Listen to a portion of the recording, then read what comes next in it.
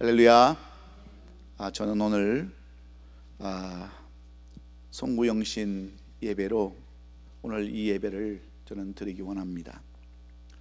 다사다난했던 지난 한 해를 마무리하고 새해를 맞이하는 이름 그대로 송구영신의 주일이기 때문입니다. 지난 한 해를 우리가 되돌아보면 글자 그대로 지난 한 해는 다사다난했습니다. 어떤 때는 슬프기도 했고, 어떤 때는 기쁘기도 했고, 어떤 때는 감사하기도 했습니다.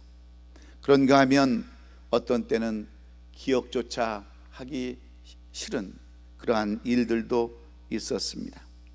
뿐만 아니라 아쉬운 일들도 많이 있었습니다. 그렇게 갈 줄 알았다면, 그렇게 이별이 될 줄 알았다면 좀 더 사랑했을걸, 좀 더 아껴줬을걸, 좀 더 열심히 했을걸, 좀 더 넓은 마음으로 품어줬을걸 하는 여러 가지 아쉬움도 많았습니다.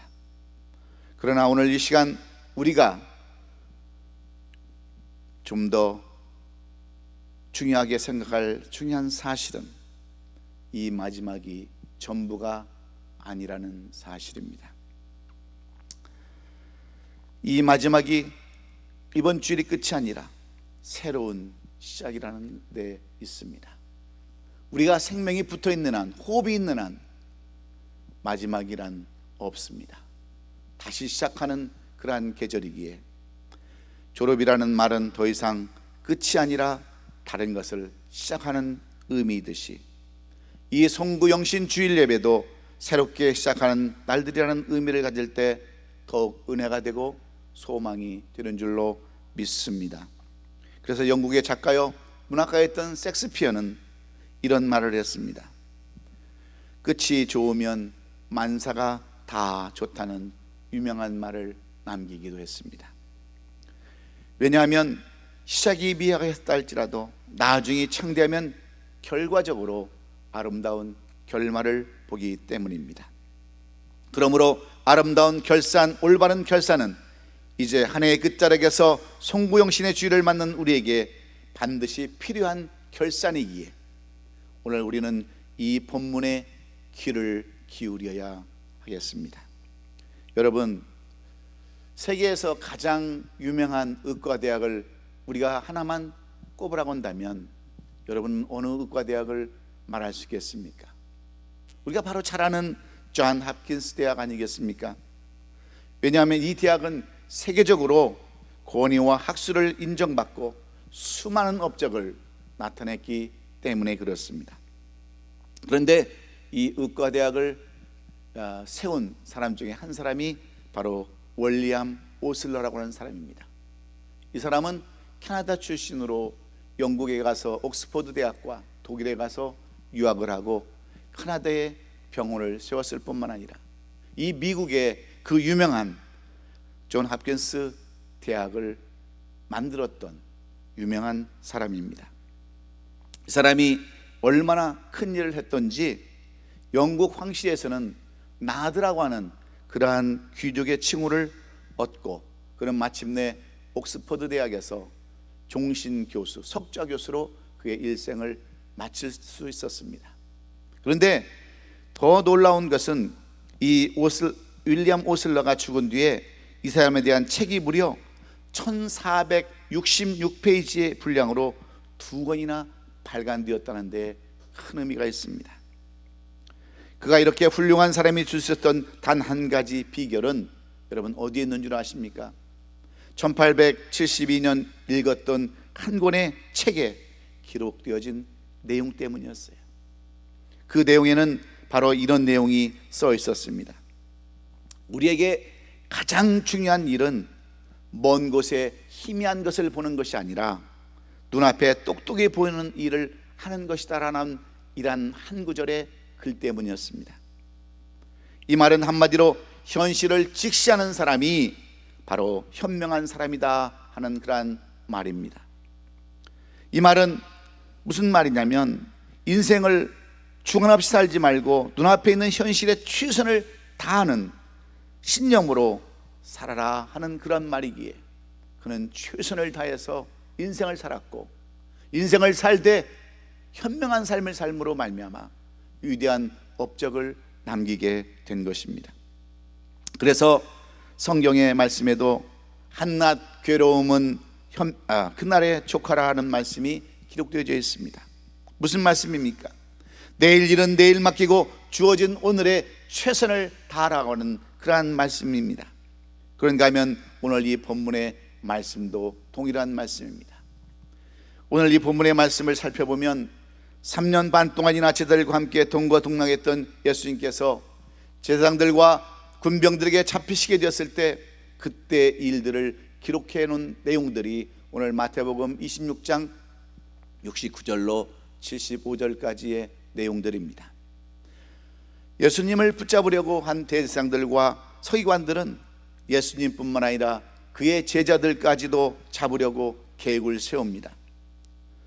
그때 어느 한 작은 계집아이 눈에 베드로가 눈에 보이자 저 사람도 갈릴리 사람 예수와 함께 있었도다 69절에 그렇게 기록해 놨어요. 그러나 이 베드로는 뭐라고 얘기합니까? 내가 도대체 무슨 말을 하는지 알지 못하겠다 하며 변명을 하죠.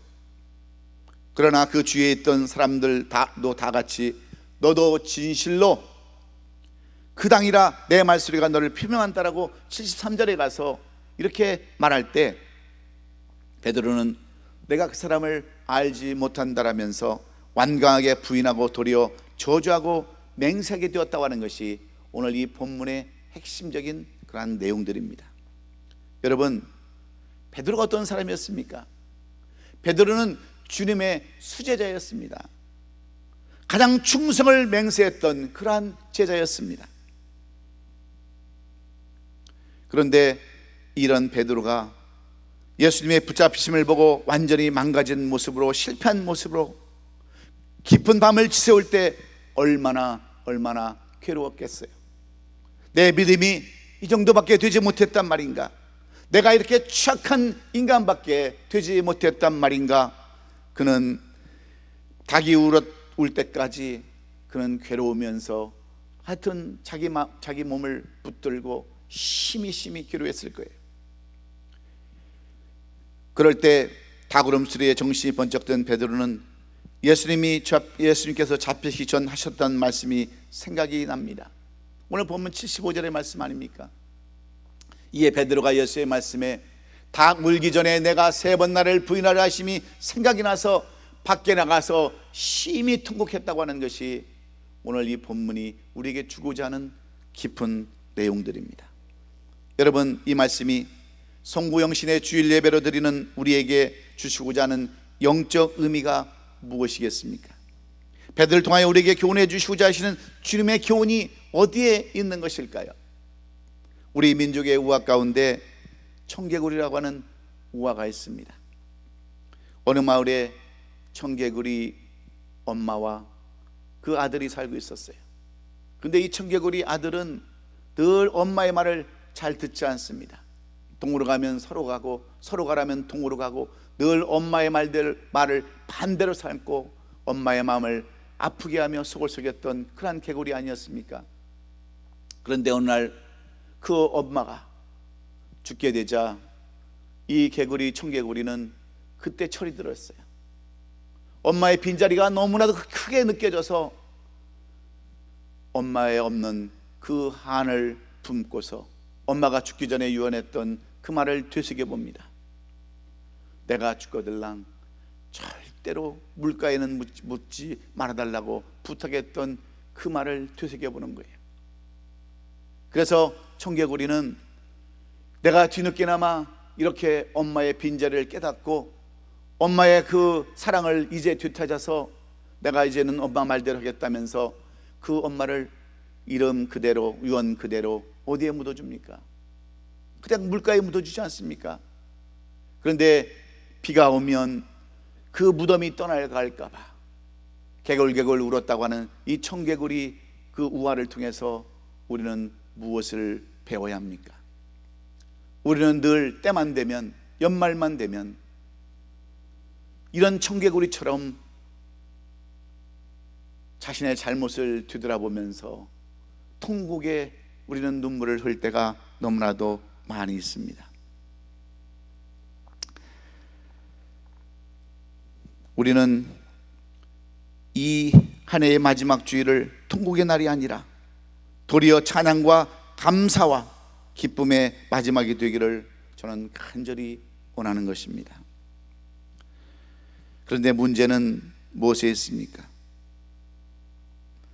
다구름소리에 자신을 뒤돌아봤던 베드로를 통하여 깨달음의 눈물, 고백의 눈물, 그 눈물은 어떤 눈물인지, 한 마리의 가치없는 닭을 통하여 보여주시고자 하시는 그 영적인 교훈은 도대체 어디에 있는지, 오늘 송구영신 예배를 통해서 우리 자신도 오늘 베드로처럼 고백하면서 이 송구영신 예배를 아름답게 올바르게 고백하며 결산할 수 있기를 주의 이름으로 축원합니다.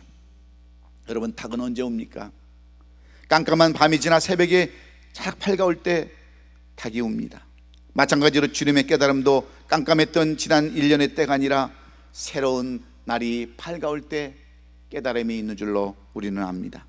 그러므로 깜깜했던 지난 한 해가 지나고 새로운 새 아침이 밝아오는 때에 우리도 되돌아봐야 합니다. 분명히 실패의 삶을 살았던 베드로가, 깜깜하고 추운 밤을 지냈던 베드로가 소망의 아침을 맞아 위대한 사도가 되었고, 주님 닮은 삶을 살았던 제자가 되었던 그 고백이 무엇인가를 알아서 우리도 이 송구영신 예배를 정말 베드로의 고백처럼, 베드로의 그 결산처럼 한다고 한다면 우리에게도 또 다른 소망이 있게 되는 줄로 믿습니다. 그러면 베드로는 어떤 결산을 했길래, 어떤 그 고백을 통해서 주님 앞에 아름답고 올바른 결산을 했기에 베드로는 주님의 순교자 반열에 들어갔고 주님의 아름다운 제자로 그렇게 성경은 기록하고 있을까요? 첫째는 연약한 인간이기에 주님 없이 못 산다는 그러한 고백이 있었는 줄로 믿습니다. 오늘 본문 75절 말씀에 보면, 이에 베드로가 예수의 말씀에 닭 울기 전에 내가 3번 나를 부인하라 하심이 생각나서 밖에 나가서 심히 통곡했다라고 성경은 이렇게 기록해 놓았습니다. 베드로가 예수님께서 베드로에게 닭이 울기 전에 내가 3번 나를 부인하리라 하셨던 말씀이 자기와는 상관이 없는 줄 그렇게 알았습니다. 그런데 예수님이 잡히시고 끌려가실 때 그는 자신도 모르게 3번이나 부인하고 저주했어요. 자신의 목숨도 위태롭다고 하는 그 위기의식 때문에 그는 실패자가 되고 만 것입니다. 그러나 예수님의 말씀대로 닭이 울고 제정신이 돌아왔을 때 그는 통곡할 수밖에 없었습니다. 내가 이런 인간밖에는 되지 못했단 말인가? 내가 이렇게 더럽고 추악한 인간이었단 말인가? 몇 시간 전만 해도 큰 소리치고 장담했던 내가 이렇게 망가질 수 있단 말인가? 하고 스스로 후회하며 자책에 빠져 있었습니다. 그러나 그는 이러한 자책과 후회함과 죄의식으로 오랫동안 빠져 있지 않았어요. 그는 닭이 우는 동시에 즉시 밖에 나가서 통곡하며 자기 자신을 뒤돌아보며 회개했다고 하는 것이 오늘 이 말씀이 우리에게 주시고자 하시는 교훈인 것입니다. 이것이 베드로가 우리에게 보여주는 승리의 모습입니다. 깨달은 즉시 회개할 줄을 알고 돌이킬 줄 아는 그런 사람이 베드로였기에, 이 성경은 베드로를 어떻게 묘사하는 줄 아십니까? 끝까지 주님의 제자로, 회복한 제자로 베드로를 그렇게 성경은 기록해 놓고 있습니다. 미국 시카고 한 지역 작은 마을 교회에 3살 먹은 어린아이의 장례식이 있었습니다. 그 교회 목사님은 이 어린아이의 마지막 가는 길을 거행하면서 신발도 없는 이 어린아이에게 새 신발을 사서 신겨주고 이제 장례식을 치르게 되었어요. 그리고 마지막 하관 예배를 하면서 기도할 때 한 거지 차림의 남자가 그 아이 앞에 다가오더니 그 아이가 신고 있는 새 신발을 벗겨가지고 달아납니다. 그는 바로 이 아이의 아버지였어요. 술주정뱅이로 거지처럼 살아가면서 어떻게 하면 더 술을 먹을까?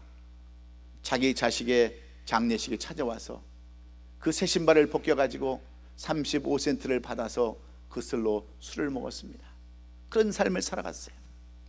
그러던 어느 날 그는 공원에서 술에 취해 잠을 자고 있는데 자기 아들 또래의 한 아이가 마치 그 자기가 35센트에 팔아먹었던 그 신발을 신고 있는 아이를 보면서 그는 깨닫습니다. 그는 돌이킵니다. 내가 사람인가? 내가 아버지였단 말인가? 나는 정말 짐승보다도 못한 그러한 인간이었음을 그는 깨닫고 자기 자식을 장례 치러줬던 그 목사님과 교회를 찾아가서 회개하고 그 교회에 가서 새로운 삶을 시작합니다. 그리고 그 후에 그는 신학교에 가서 신학을 공부하고 자기와 같은 처지했던 알코올 중독자들을 변화시키는 위대한 목회자로 쓰임을 받았습니다. 그분이 바로 알코올 중독자의 아버지라고 부르는 델트라드라고 하는 목사님의 이야기입니다. 비록 연약하고 어리석어서 술중병으로 살았고 자신의 아들도 돌보지 않아서 죽게 만들었을 뿐만 아니라 죽은 자기 자식의 마지막 가는 신발마저 벗겨서 팔아먹었던 사람이었다 할지라도 그는 주님을 만났기에 돌이킬 수가 있었습니다. 그렇습니다.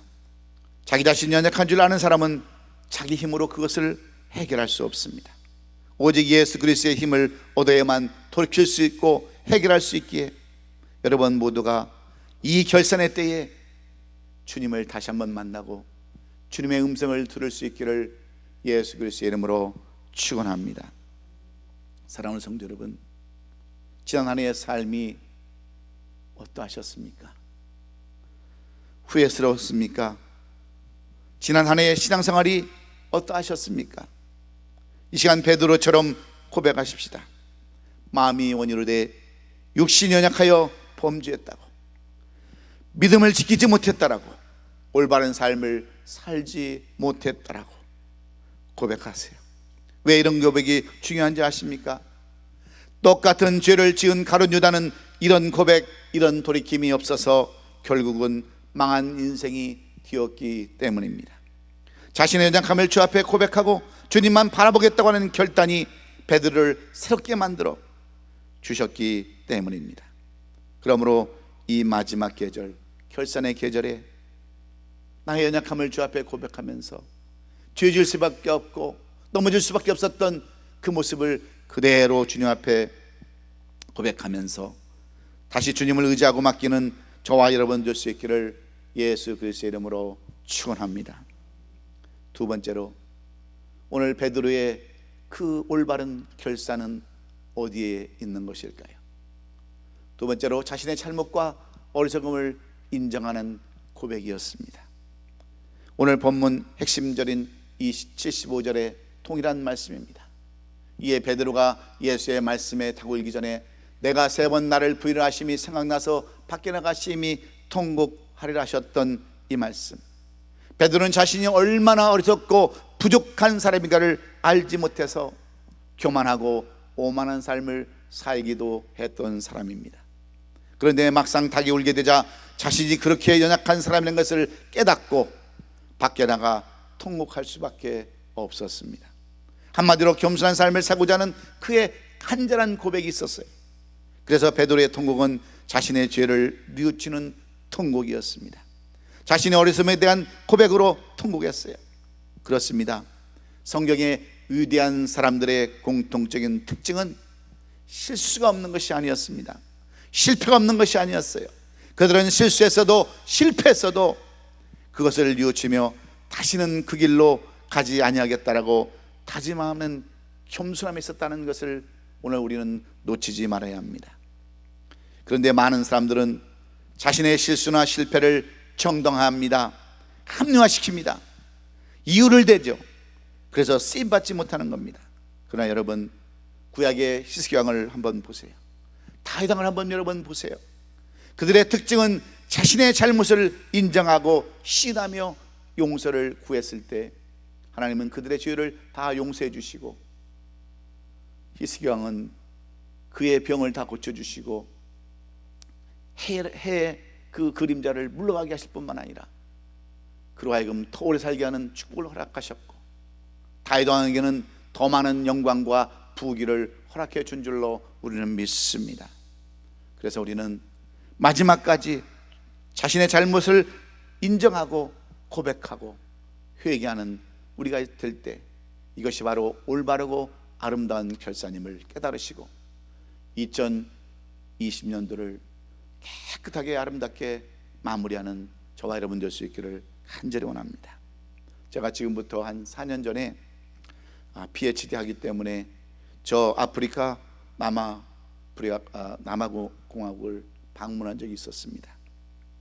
그곳 총장님의 소개로 이곳저곳을 방문했을 때 어느 한 광장에 가보니까 엄청나게 큰 한 사람의 동상이 서 있었습니다. 무려 한 20-30m 되는 그러한 거대한 동상이 있었는데, 그 인물의 주인공은 바로 남아프리카 공화국 대통령이었던 만델라 대통령의 동상이었습니다. 지금도 남아프리카 공화국은 물론 아프리카 대다수 사람들의 존경을 받고 있는 만델라 대통령의 늠름한 모습이 그 광장을 가득 메우고 있었습니다. 그런데 이렇게 존경받는 인물로 그가 끝까지 그렇게 아름다운 모습으로 서 있었던 비결이 여러분 어디에 있는 줄 아십니까? 만델라 대통령은 1999년 6월 남아프리카 공화국 대통령을 은퇴하고 선언하고 정권을 전부 다 음베크라고 하는 그의 후계자에게 다 넘겨줬습니다.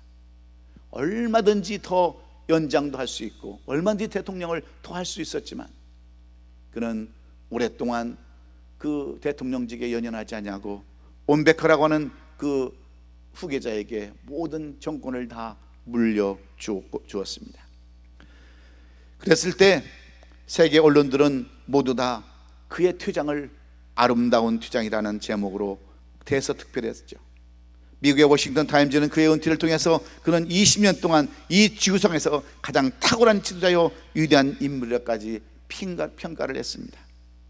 그는 백인들의 인종차별 정책에 맞서 싸우다가 27년 동안이나 감옥 생활을 한 사람이었지만 그는 한 번도 남을 원망하거나 불평하거나 복수하겠다고 하는 그런 마음이 아니라 나도 연약한 사람이고 나도 부족한 사람이라고 하는 항상 겸손한 마음으로 살았기에 그는 욕심도 더 내지 않냐고 마지막을 아름답게 은퇴해서 지금도 수많은 사람들의 존경을 받고 있고 그는 마지막 노벨 평화상까지 받을 수 있었습니다. 이렇게 위대한 삶을 살 수 있던 비결은 바로 자신도 연약할 수밖에 없고 부족할 수밖에 없다고 하는 그 겸손함에서 우러나온 줄로 믿습니다. 그러나 진정한 결산, 아름답고 올바른 결산은 겸손히 자신을 드러내고 회개를 할 줄 알며 돌아볼 줄 아는 것이기에 낮아진 마음으로 이 아내를 베드로처럼 고백하면서 겸손히 낮아져서 고백하고 아름다운 결산을 하는 우리 오시오 아름다운 교회 성도들이 될 수 있기를 예수님의 이름으로 축원합니다.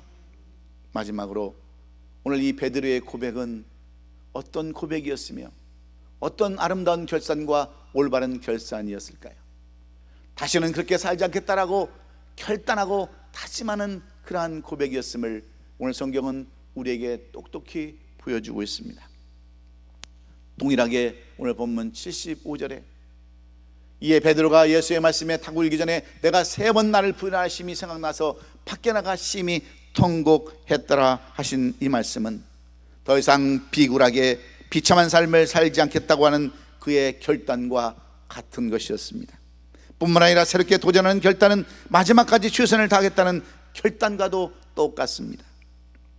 뿐만 아니라 새롭게 도전하는 결단은 마지막까지 최선을 다하겠다는 결단과도 같은데 베드로는 잘못을 시인하고 돌이키는 고백으로 끝난 것이 아니라 그는 앞으로 새로운 삶을 살겠다라고 그런 삶을 살겠지 않겠다라고 결단하며 나아가는 자리까지 최선을 다하는 자리까지 나아갔다는 데에 오늘 이 말씀의 결론이 있습니다. 그래서 통안의 눈물을 흘리며 다짐하고 또 다짐을 합니다. 마지막까지 최선을 다하고자 노력했을 때 주님의 사랑하는 제자 사도 요한은 요한복음 21장 18절에서 이렇게 사도 베드로에 대한 그 예언의 말씀을 적어 놓았습니다. 내가 진실로 진실로 내게 이르노니 내가 젊어서는 스스로 띠뛰고 원하는 곳에 다녔거니와 늙어서는 내 발을 벌리리니 남이 내게 띠뛰고 원하지 않는 곳으로 데려가리라. 여러분, 무슨 말씀입니까? 이 말씀의 답은 바로 19절 이하에 기록이 되어져 있습니다. 이 말씀을 하시면 베드로가 어떠한 죽음으로 하나님께 영광을 돌릴 것을 가르치심이라라. 이 말씀을 하시고 베드로에게 이르시되 나를 따라오느라 말씀하심으로 그 답을 우리는 찾을 수 있습니다. 이 말씀은 주님의 사랑하는 제자 사도 요한이 반모섬에서 유배되었을 때 환상 가운데 계시로 받은 내용입니다.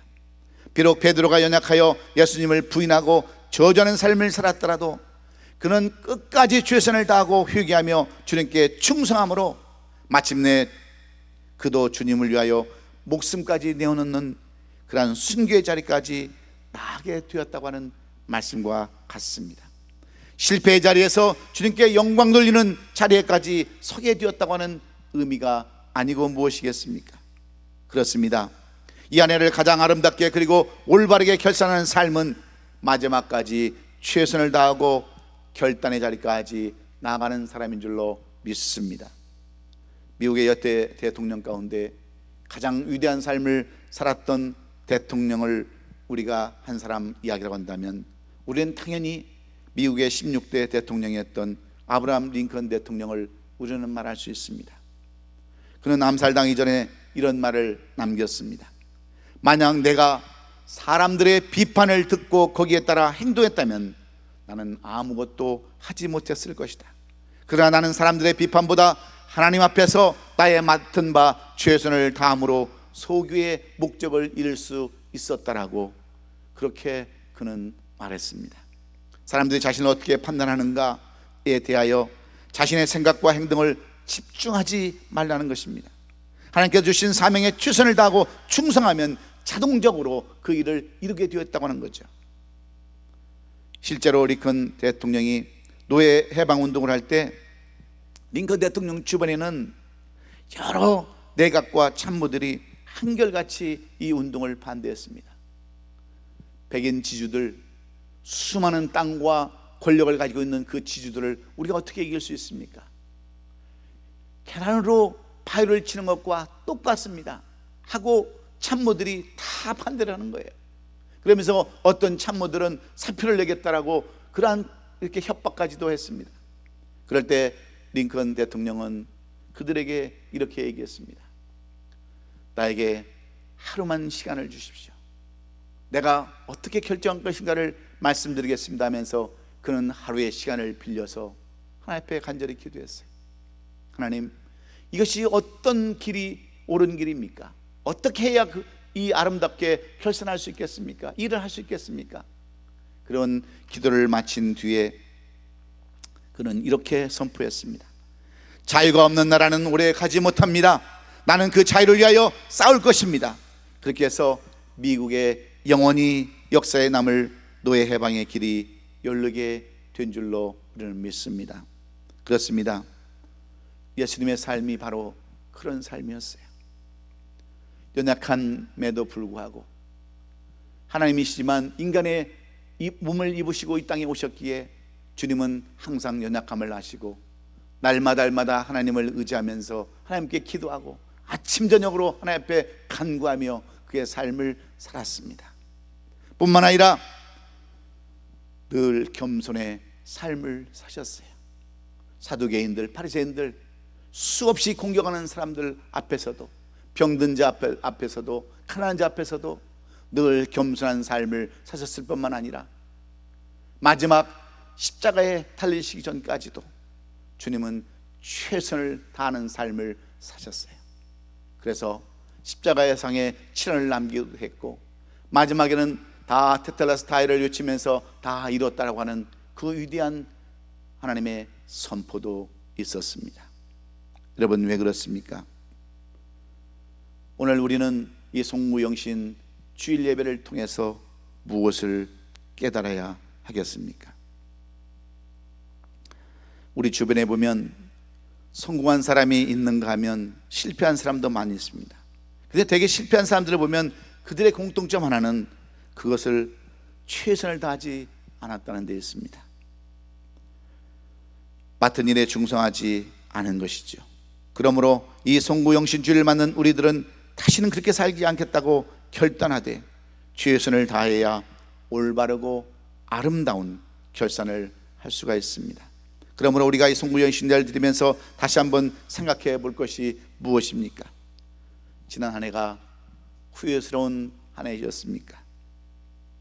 아니면 지난 한 해 내 신앙이 하나님 앞에 부끄러운 신앙이셨습니까? 잘못 산 것이 너무나도 아쉽습니까? 못다운 일 때문에 안타까운 마음들이 있으십니까? 베드로처럼 여러분의 연약함을 주 앞에 고백하시고 주님만 붙들겠다라고 다시 한번 고백하면서 주님의 인도하심을 받고 주님의 음성 듣는 2020년도 마지막 주일 예배 여러분의 고백이 될 수 있기를 예수님의 이름으로 축원합니다.